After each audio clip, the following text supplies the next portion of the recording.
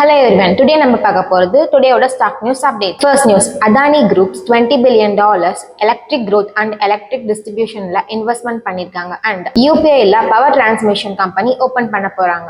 Second news, Maruti Suzuki அவங்களோட new மாடலான Dzire காரை இந்தியால first time 5-star safety rating Bharat new car assessment ப்ரோக்ராம்க்கு கொடுத்திருக்காங்க. Third news, Reliance Jio telecom India limited and Reliance industries limited subsidiary கம்பெனில இருந்து முகேஷ் அம்பானி ரிசைன் பண்ணிருக்காங்க. அவங்க சன்னான ஆகாஷ் அம்பானிய மேனேஜிங் டைரக்டர் அண்ட் சேர்மனை ப்ரொமோட் பண்ணிருக்காங்க. Fourth news, Orkla India company NSE-ல file பண்ணிருக்காங்க. Fifth news, Hindustan Zinc Limited declared interim dividend of ₹10. Sixth news, NSDL கம்பெனி $400 million இன்வெஸ்ட்மெண்ட் பண்றதா இருக்காங்க through IPO on July 2025. Seventh news, Samsung company iPhone கம்பெனியை விட அவங்களோட போன்ஸோட மேனுஃபேக்சர் அண்ட் அசம்பிளிங்க improvise பண்ணியிருக்காங்க. எய்த் நியூஸ், இந்தியாவில் ஆர்டிஃபிஷியல் இன்டெலிஜென்ஸ் பிஸ்னஸ்க்கு இம்பார்ட்டன்ஸ் தந்திருக்காங்க. இந்தியா அண்ட் அதர் கண்ட்ரீஸ்ல 6G ஃப்ரீக்வன்சியை ஸ்டார்ட் பண்றதா இருக்காங்க. நைன்த் நியூஸ்,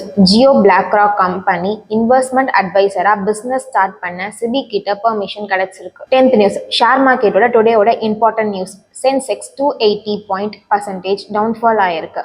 நிஃப்டி 25,100 டவுன்ஃபால் ஆயிருக்கு. ஸோ இதனால Paytm company 8% and Reliance power company 4% downfall ஆயிருக்கு. தேங்க்யூ.